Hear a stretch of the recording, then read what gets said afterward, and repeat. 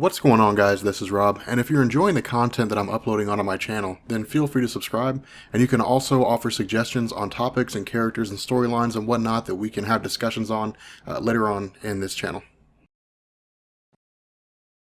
Okay, so anti-venom is a really cool concept in the realm of Marvel Comics, and what I wanted to do here is cover a story called The Amazing Spider-Man Presents Anti-Venom: New Ways to Live. And what this does is it basically fills in the gaps between the origin of anti-venom and the return of anti-venom in Amazing Spider-Man. Now keep in mind, really the only reason why we're going back and doing a lot of this Amazing Spider-Man stuff is because remember, Dan Slott's run is one big cohesive story, so it would be like picking up in the middle of Jeff Johns' Green Lantern. If you wanted to read Hal Jordan, the Green Lantern Corps Rebirth, you kind of have to go back and read all of Jeff Johns' stuff in order to really understand how it all comes together, especially at the tail end when Robert Venditti took over the title and then kept it going in DC Rebirth. And so the Amazing Spider-Man is much the same way in all new, all different Marvel. Right or wrong, that's the direction that Dan Slott's going in, much to the chagrin of Spider-Man fans from a lot of different places.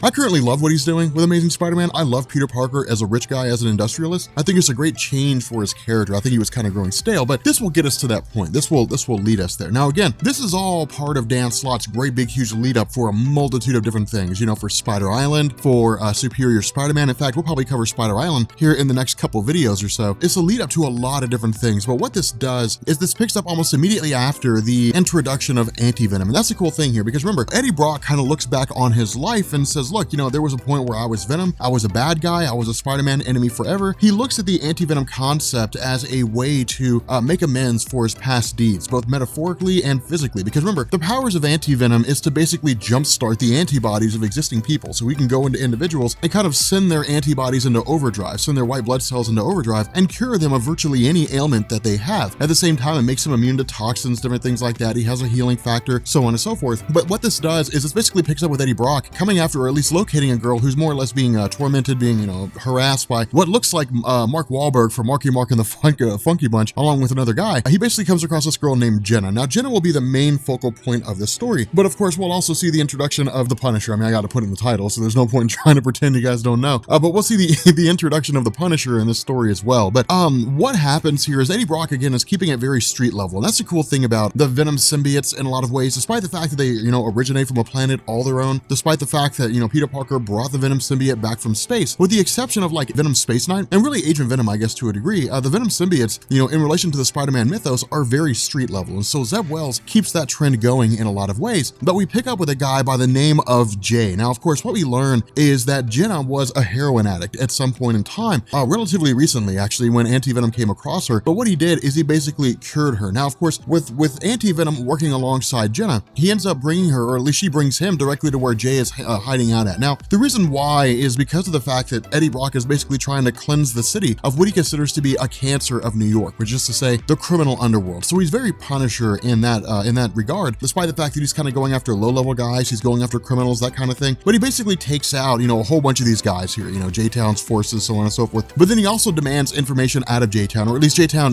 basically drops the information out and saying that there's the Quinta Cartel. And the Quinta Cartel is one of the biggest cartels in the United States and Mexico, and they're basically a contributing factor in running drugs between, I guess, south of the border, Mexico itself, and the United States proper. And so what Eddie Brock sees here is basically an opportunity to live up to his role as a superhero. Now, this is going to be kind of a cool thing when we talk about like the return of anti-venom and how he relates directly to Spider-Man when the two of them are fighting alongside one another, which is actually kind of cool. But with regards to the character of Jenna, Eddie Brock starts to show a lot of protection towards her, especially when Jay starts making the comment of how she's basically a junkie and she'll always be a junkie. Now, this doesn't necessarily mean that Eddie Brock is in love with Jenna, although that seems to be the case. What it does mean is that he sees Jenna as a reflection of the fact that he's changed. He sees her the reflection of being a good guy. If someone says, well, Jenna is a junkie and she'll always be a junkie, to Eddie Brock, it's the same thing as saying he's a bad guy and he's always going to be a bad guy. He takes it as a personal affront, not to mention that he views Jenna as an innocent, somebody who just kind of fell down the rabbit hole of drug addiction, and ultimately it led her to where she is, and he kind of, brought her back, cured her of her illness. But what Jay's also saying here is that, yeah, she's a drug addict. I mean, sure, Venom can cure her of her drug addiction, or at least the drugs in her system, but she'll always have that hankering. She'll always have that desire, that need for drugs. drugs. That's one of the cool things about Zeb Wells' writing is he really interweaves like a lot of these real world metaphors into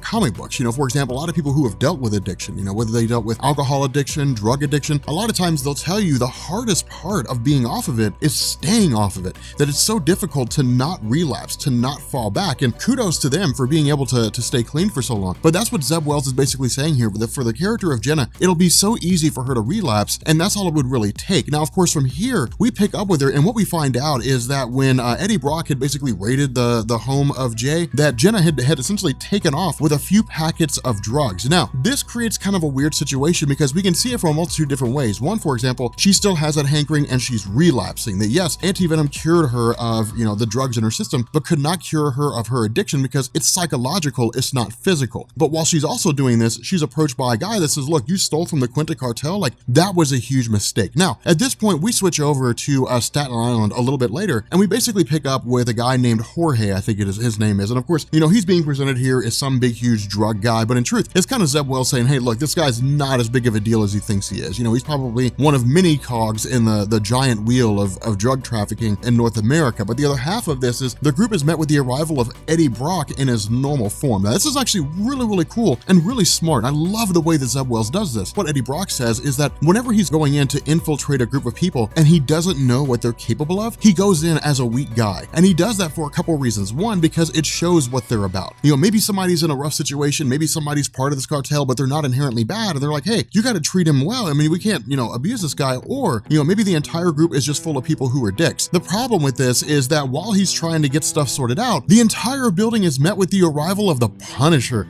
Now, I love the Punisher, especially volume 7 when this story was going on. And we'll actually get to a guy by the name of Henry Russo here in a second that sort of took the place of Microchip. And again, we'll sort all that out as we get to it. But the fact remains here, I wouldn't really say that this is a confusing situation for Eddie Brock so much as he is really trying to get a grasp, like trying to seize control of this. And the reason why I say that is as soon as the Punisher shows up, everybody knows who he is. There's no one out there in the criminal underworld who doesn't know who the Punisher is. Some believe they can take him out, but everybody knows who the Punisher is. For Anti-Venom, however, he's still kind of the new kid on the block. You know, he's still a relatively new guy. People look at him and say, you're not the real Venom. And so they recognize the symbiote as really just kind of like a reversal of colors in terms of the fact that Anti-Venom is mostly white, partly black, as opposed to mostly black and partly white. But then one of these guys also takes Jenna hostage. Now, of course, this plays out exactly the way that we would expect it, in the sense that Eddie Brock tries to engineer her escape. The issue with this is that the Punisher intends to just kind of take this guy out as well. But he also says Jenna might die in the shootout, but that's not a problem because, I mean, she's a junkie. You know, it doesn't matter. And then that's kind of the crazy thing about the Punisher, about Frank Castle. Frank Castle's moral code is the idea that anybody who's a criminal should die.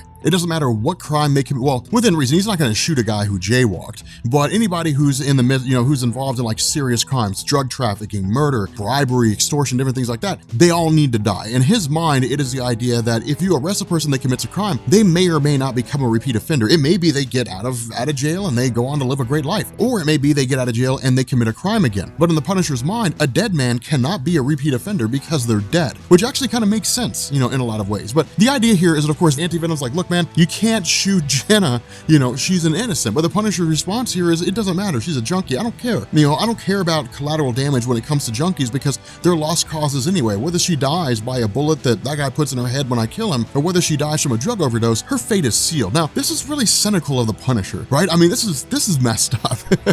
This is really, really screwed up because it's just like, damn, you know, I mean, it's that cruel. I mean, this girl has a chance to correct her life and the Punisher doesn't even care whether or not she does. But that's the nature of his character. That's the way he's always been written, that it's just like, hey, look, you know, what you do in your life is your own choice. If you become a drug addict and you end up dying, that's your problem. That's not the Punisher's problem. The problem with this is Jenna calls out to Eddie. And this is when Punisher realizes this is Eddie Brock, like Venom, the murderer Eddie Brock. And Eddie's like, he's like, don't worry, man, I've changed. I'm cool. It's cool now. I've changed. The Punisher's response is good to know. I haven't. And he shoots him in the back of the head. This is why I love the Punisher, man. The Punisher takes no prisoners, man. Like I love the Punisher. Fanboy, John Bernthal, you're my man. So getting back to this story after my little tirade. Of course, the Punisher at this point in his character's publication history, again with volume 7, isn't necessarily the way that he used to be. And what I mean here is that when it came to the idea of the Punisher, when it came to the concept of his character in terms of how he was fleshed out, how he lived, functioned, so on and so forth, a lot of this was due to the idea that he was a man who would just use whatever resources he had.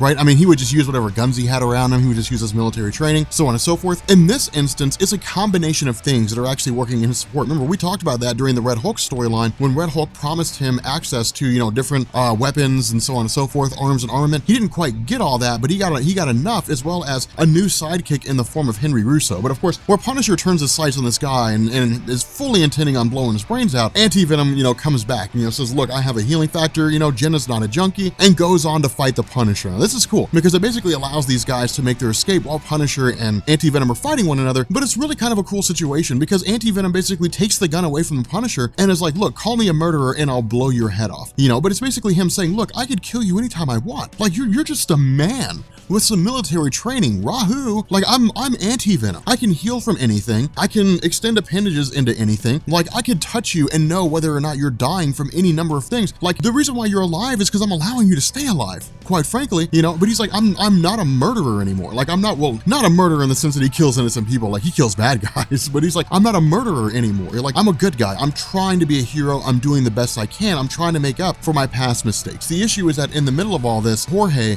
of course, jumps on the computer and basically kind of starts taunting Anti-Venom and taunting the Punisher and saying, hey, look, that chick Jenna's coming my way. Like, she's going to be my girl, and I'm going to make sure she's well taken care of. Like, I'll make sure that I give her everything she needs in order to keep her satisfied. Now, of course, this is Zeb Wells kind of setting up this road trip situation, where the Punisher and Anti-Venom end up taking off to Mexico. But this is cool because even in the midst of all this, when the Anti-Venom's talking to Punisher anyway, he's like, look, man, we have a temporary alliance. We have a truce. We've got to work together, even if only for the purpose of getting Jenna back and allowing you to take out this cartel. The Punisher tries to kill him with flamethrowers. Like, he immediately takes the opportunity to try to kill him. And that's going to be kind of the funny thing here, is it's like Punisher's going to take these random chances, like these random moments to just try to take out Eddie Brock, when he's least expecting it. And it's funny because, when he sprays him down with fire, Eddie Brock just kind of looks at him for a second, and then, the Punisher starts shooting him with guns, and Eddie Brock's just kind of looking at him, and he's like, dude, really? Like, fire doesn't hurt me anymore, man, and you can't hurt me with bullets. Like, what are you doing? Like, we've got bigger fish to fry. And it's just kind of a funny moment,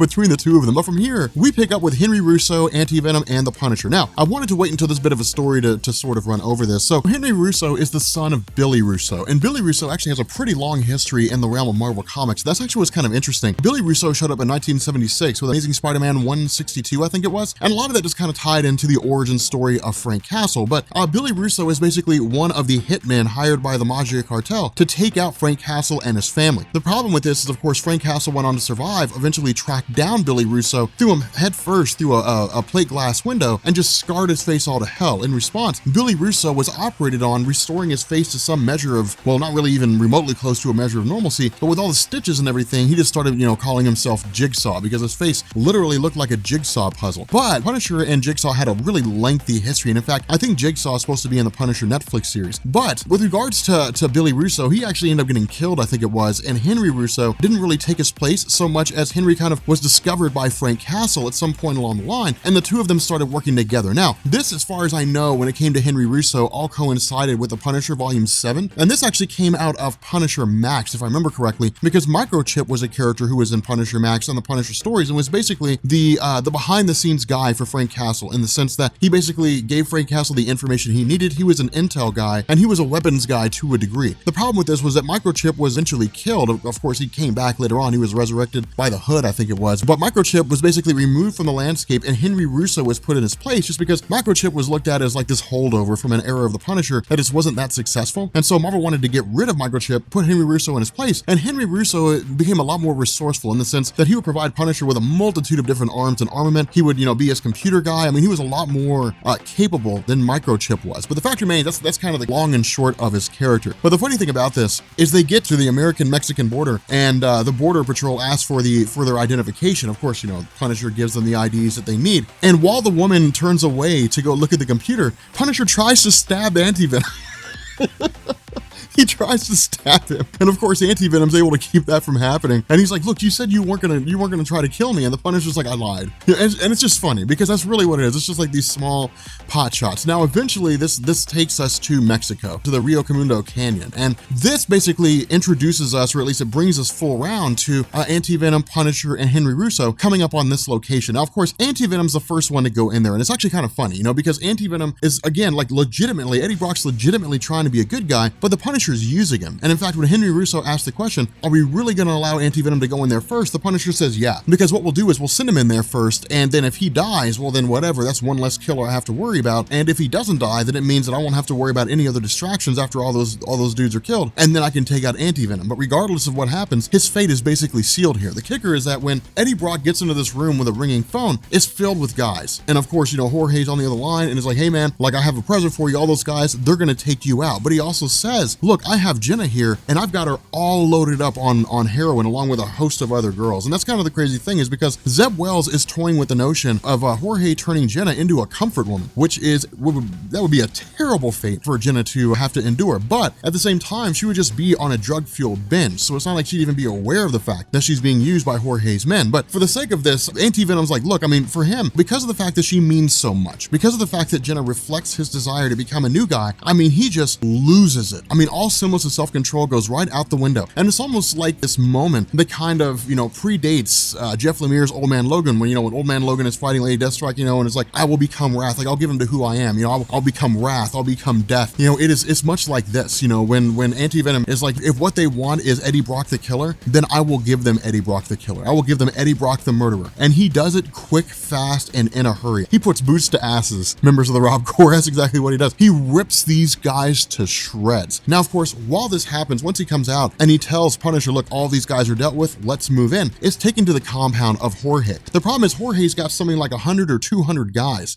at his disposal. And so it's literally the Punisher and Anti-Venom going against an army, and they do it in spectacular fashion. But the cool thing about this is, again, this is really Zeb Wells kind of showing those who are experiencing the Punisher by way of an Amazing Spider-Man tie-in what it is that's going on. Of course, we basically see him with, some measure of Wolverine's claws, not in the traditional sense that he's actually popping them, but in the sense that they're basically fixed onto his hand, some measure of Captain America's shield, just all these different resources. Of course, the glider that previously belonged to the Goblin family, of course, he's kind of modified it to make it his own. But once they get in there, I mean, this army of Jorge, I mean, they've got miniguns, they've got automatic assault rifles. I mean, they've got it all, but it makes no difference. The Punisher and Anti-Venom rip through every last one of them, every single one of them. They're throwing over tanks, like they're crushing trucks. I mean, it's insane what's going on here. And it's so cool to see these two guys team up, because this is ruthlessness in the most extreme fashion. Now, of course, in the middle of all this, Punisher is basically stabbed. He's stabbed by Jorge himself and actually has to bail out, ends up having to go back to Henry Russo. But in response to this, Anti-Venom just kind of keeps tearing through everybody who's there. Now, of course, the Punisher loads up on a sniper rifle, a 50 caliber rifle, and just starts blowing holes in these guys' heads. And that's the cool thing here. That's one of the things I love, because the Punisher, man, the Punisher is a man of action. And when he goes through and starts killing folks, he usually does it in spectacular fashion. The 50 cal is an anti-tank gun. And to see it used on a human being in this story is insane, because it's basically bodies being blown in half. Now, of course, this fight wraps up pretty darn fast, in the sense that, where Jorge keeps making comments about how Jenna's a junkie, Anti-Venom freaks out and just smashes him with a truck. But, where he turns around and confronts Jenna, again, because of the fact that she's so high on heroin, she sees him as an actual monster. And this is Zeb Wells kind of saying, hey, look, these are the two dichotomies of Eddie Brock. As Anti-Venom, the world will view him as a monster. The world views the symbiotes as a monster, because the world doesn't differentiate between those two things. Unless you're talking about, S.H.I.E.L.D. or, SWORD or some organization like that, the average person views symbiotes as being inherently bad, because they always have been. I mean, you got to remember, from the world's perspective, up until this point, there's been Venom, there's been Carnage. I mean, it's just been things being torn up by symbiotes and Spider-Man fighting against them with a spider sense not being effective. And so because of that, the world looks at Eddie Brock, and as long as they see Anti-Venom, they're going to see a villain, everyone that he comes across. This is combined with the fact that is Eddie Brock. He has such a dark and sinister history as the Venom symbiote that even when it's just him, people are going to look at him as a bad guy, much the same way the Punisher did. Now, of course, once he goes back into his human form, Jenna recognizes him as Eddie Brock and really seems to just kind of latch onto him, and he more or less, says, hey, look, come with me, we're going to get you out of here. The kicker to all this is that the Punisher's watching this unfold in the scope of a rifle and has every intention of taking out Eddie Brock. The problem with this is that he doesn't do it. And of course, Eddie Brock says, hey, look, I knew you couldn't do this. I'm a good guy. You see, just like everybody else, I'm a good guy. What we learn, though, is that Punisher was going to shoot him. The reason why he didn't is because he ran out of bullets. And so again, it's really Zeb Wells saying, saying, hey, look, this is Eddie Brock. You know, once a bad guy, always a bad guy. Now, whether or not that's actually the case isn't, you know, it's not really true. Eddie Brock as Anti-Venom is a legit good guy. It's him going legit. And it's really cool to see his character that way. The problem is, I think in All New, All Different Marvel, Eddie Brock is coming back, I believe, as Venom, which I'm really excited to see what direction that goes in. And even then, a lot of fans who were, you know, a lot of people who were longtime fans of Eddie Brock were like, hey, look, this Anti-Venom thing's not bad, but I really want to see him going back to being Venom. Like, I really want to see that return to familiarity. But in the end, the two of them basically just kind of drive off. I mean, that's really it. You know, the two of them just kind of whisk away, call it a day, and there's really nothing more going on here. But if you guys are new here to Comics Explained, make sure you guys hit the sub button to become part of the Rob Corps. If you guys enjoyed this video, make sure you drop a like. It's a pretty short one, but it's pretty fun. You know, it's just one of these fun little standalone stories that I like to do from time to time. Again, it kind of ties in, but not directly. We could have just gone into the return of Anti-Venom without ever having done this story, and it would have been perfectly fine. But I just wanted to go ahead and, you know, tag it in there for our classic Marvel day. And yeah, we're going to bring this video to an end. I will catch you all later. Peace.